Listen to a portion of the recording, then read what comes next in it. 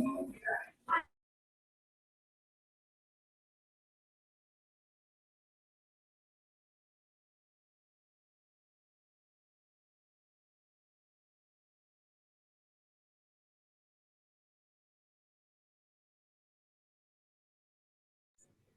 sorry, I was muted there. Hello, everybody. Hello, hello, hello, hello, hello. Yeah, I just want to see if okay. There's just a few things that I'm still just trying to check out. Yeah, just give me 2 seconds. But I hope everybody is good. I hope we're all good. I hope we're all proper. Let me just go into Forex Factory for the week. A lovely, lovely week last week. NFP Danko. So I hope we all are good. Uh, yeah. So yeah. Funny NFP that we had last week, but lovely, lovely outcome that we had. So let me just share my screen. Let me just share my screen real quick. Let me open my trading platform. I actually haven't looked at anything in any charts today.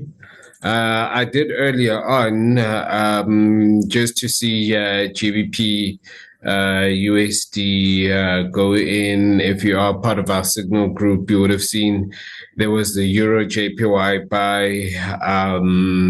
So I took that, and the robot was on a GBP USD short, and was also on a Euro JPY buy, so that was nice to profit off of that, even from the bot. So I hope you guys in the signal group also ate today. I just want to look at this week's fundamentals as we always do, and then go for it. So I'm more excited for next week. CPI from the US, that normally moves. But as far as today is concerned, or this week is concerned, rather, good moves can happen from the Australian dollar when it comes to the cash rate.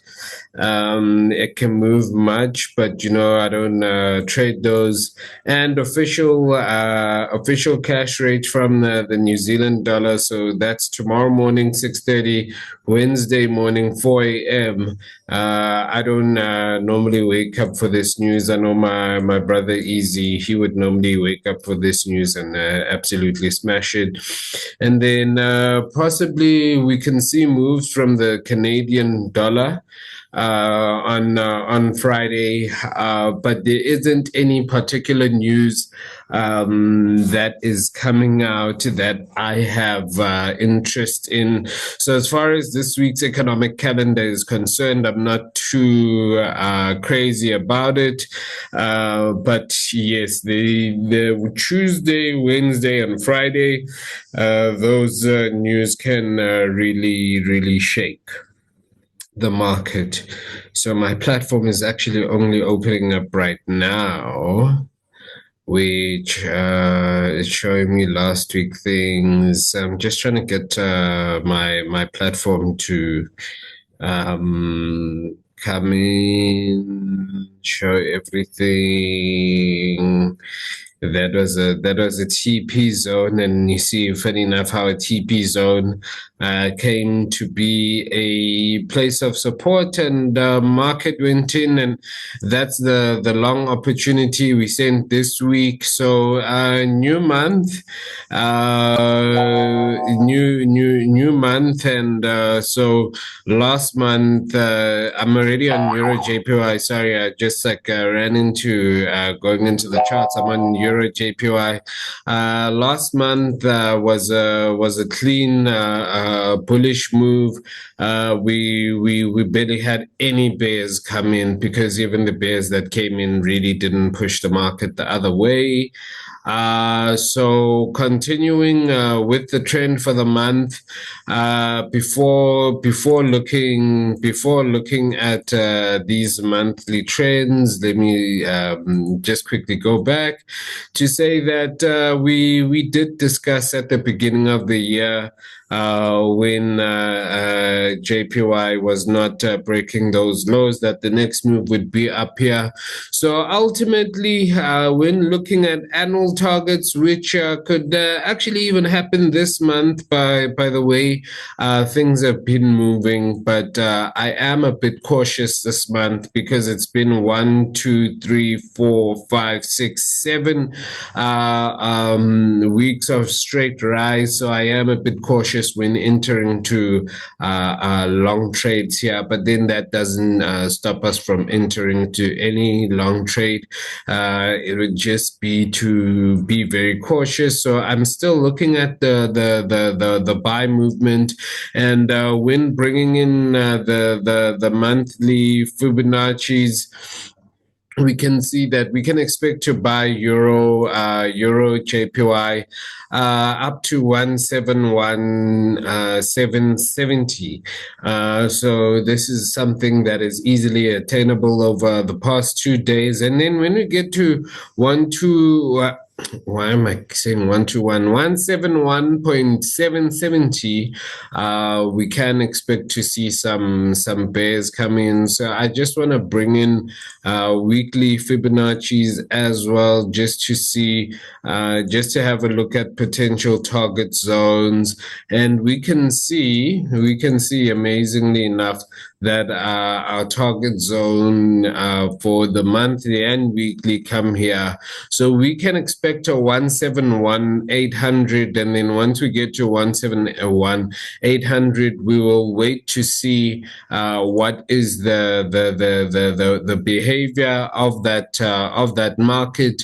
Do we smash those prices, or do we get there and start looking at the downside? So for tomorrow and probably Wednesday, I'll be a buyer, and then I'll wait for us to reach the top and see whether we start seeing some downside action from this whole, how can I say, crazy bullish move, which, like I said, if we can look at it, has really had any downside to it. I mean, we've had moves down there, but nothing that would get us, how can I say, looking at bears anytime soon. But right now, because of where we are and how we positioned, I am looking for us to reach that high after we reach the high of about like 171,800, 171,770, around there, we can start looking at how the market will behave, if they will give us a retracement right to the downside, if that retracement will be deep or not. But the way we've just been going up like that, I think we can get at least a little bit of a deeper retracement to bring us back into around that area. When I look at the price, that would be about like a 167, 169, 168, yeah, 168,500, and see if they'll continue to the downside or move up. And then let me just delete all of that. And then when it comes to GBP USD, our next favorite pair, right? So we sold this last week. We reached some highs over there. Right. We reached a monthly high, and then markets just showed, oh my goodness. Marcus just showed interest. Sorry, can I just minimize this window? Oh goodness, what's going on? Okay, there it is. Yes, so when markets came over here, I saw the move down that they were already making. So that's why I anticipated a move to the downside. When we look at this again, if we go to the monthly, it's been 1, 2, 3, 4, 5 months of going up. When we look at the weekly chart, we haven't had real strong bears when it comes to this pair, right? And then when we look at the monthly, oh yes, we were looking at annual fibs.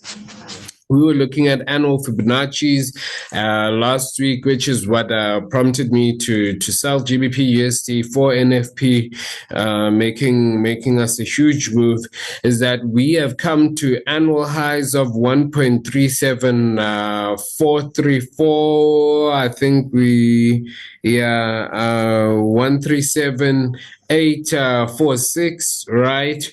But then we failed to break above there. And remember the other week what we had discussed, that looking at the previous week gives us an indication of where market might go. And because we saw these bears come in at what we would consider an annual resistance, the move that I'm waiting for this week is obviously then to sell GBP USD. We saw this morning they had quite an aggressive move to the downside following the NFP move, which they gave us on the 3rd of July. So you can see on the Tuesday they gave us bears, and then that was for me the biggest indication that we will go to the downside. Downside movement was created over there. So I'm gonna be short for this pair, right? Looking at target 1 to be over here and target 2 to be over here. So selling GBP USD, target 1 to be 1.35,000, and the next being 1.34200 for 300. I like round the numbers. So from target 1, there is another potential 70 pip move to the downside that we can look at. And even when we go and look at the Fibonacci's over here, market move, they found this fib zone over here, which is a weekly fib, and they threw themselves down. So tomorrow I'm gonna be a seller on GBP USD. And then gold, we saw gold making the move to the downside on Thursday. Sorry, I nearly said Friday. On Thursday, giving us a move to the downside, but we can already see when it comes to, especially when we see it on the weekly, they have been selling, and that sell that was week before last was quite significant. We are struggling to break the high of the year, which, might I add, is an all-time high. I stand to be corrected, but I believe we are at an all-time high, because man, 3,500 for gold, that's insane. And I have a friend who called it out, and I was just like, nah, never gonna happen. But it really did happen. Didn't reach 3,500 flat. But then also here, I'm looking for moves to the downside before we continue our upwards rally. Obviously, look, this is a safe haven that we do look at. So with the political uncertainty going on at a lot of places, we know that this is a safe haven, but I think there is a bit of calm right now. So we can expect to see them moving to the downside, and at least achieving a price of $3,250 per ounce of gold, and then if they do break down further to the downside, then the next zone would be 3,200, so about 3,206 for an ounce of gold, which is over there. And when we look left, it comes in nicely with structure, and then finally being 31,550 coming into that place of structure over there. So I am watching this market for its behavior to help those that trade gold. You guys know that I don't trade gold. These are my two GBP USD or JPY, my two favorite to actually even look at and analyze. But when the week comes in and we see opportunities elsewhere, we are in there. And then USD ZAR. So this has been very, very interesting that we have been on a bearish run. And even though NFP happened, I thought that NFP would bring in quite strong bulls, but NFP happened over there. Market came back where bulls seem to take control of the market. So it would be very interesting to see. I think the next week or two we can call the retracement weeks. I think they might want to make some retracements, or even for the month, before continuing to the downside. I'm not entirely or I am a bit skeptical, especially with what Mkhwanazi came out saying. Success, sorry, when you draw it really distracts me, with what Mkhwanazi was saying about our politicians and stuff like that. So I think that might create a little uncertainty. So for this week, my hands are neutral when it comes up here. I suspect more to the upside, but hands off. And then USD CAD. All right, USD CAD, let's bring through a clean chart and just looking at it here on a daily. You guys know double tops, double bottoms. So market came down there. Didn't break the low. So the next move that I'm expecting for this month is like this. We know how double tops and double bottoms work. If you don't, you can have a look at my Telegram lessons on my Telegram channel. So that's the move over there. So that's what I'm anticipating for this week. Buys on USD CAD. So summary for this week: buys on USD CAD. Euros are neutral. Gold, I'm looking for shorts. Euro JPY, I'm looking for longs until we reach 171,800. So about 80 pips, about 72 to 80 pips from now. And then for this one, I'm looking for sells from tomorrow.